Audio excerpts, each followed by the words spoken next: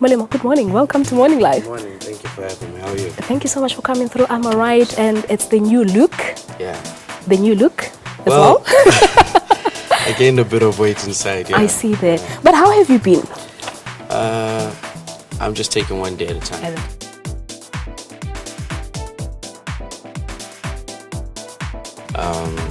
Just taking it easy, spending a lot of time with family, and Yeah.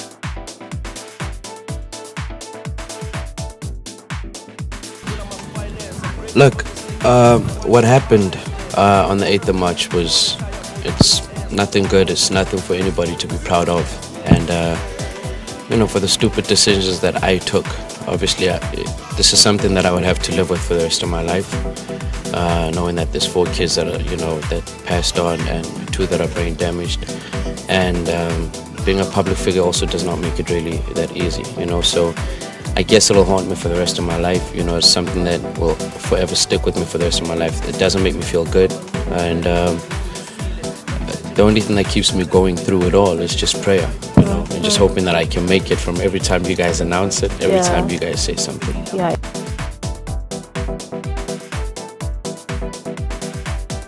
I just said, God, let your will be done.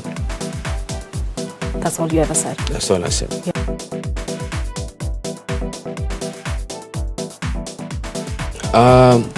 And unfortunately, I really cannot disclose much as to, the accident, me being inside due to my parole conditions.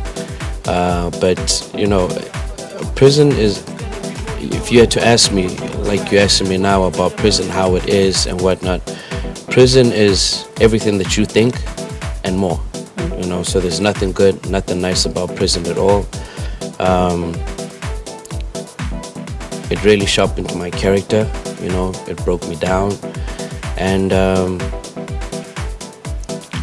at times I found it really hard to really cope, and prison is not good for anybody. And, the reason why I'm really grateful to be given a second chance is so that I can try and play my part in servanthood and protect and try and help the youth that may want to repeat and take decisions that I took that landed me up in prison.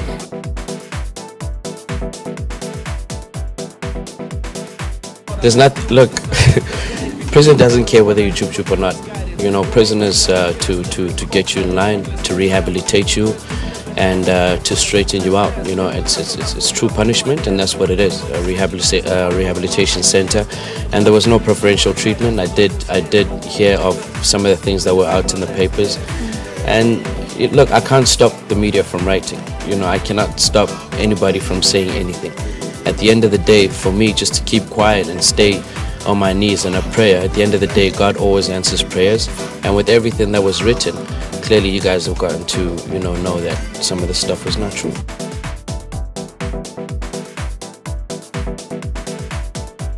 I believe I am. Yeah. I believe I am. And I can confidently say that I'm not the same person that I was.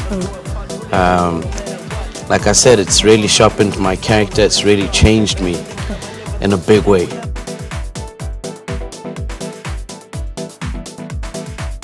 Yes, I am. For how long? Before? I don't. One thing that I also learned is not to talk about my private life in the media. All right, but for how long? Was it after your release from prison? It's been pretty long. It's been pretty long. Yeah. Your relationship with Kenny Khumalo and your child, talk to us about that a little if you may. No, I prefer not to talk about that. All right, but do you still get to see your child? The relationship between you and the child? I prefer not to talk about it. You prefer not to talk about it, but are things good between you guys? Well, I'm good, and I'm taking one day at a time.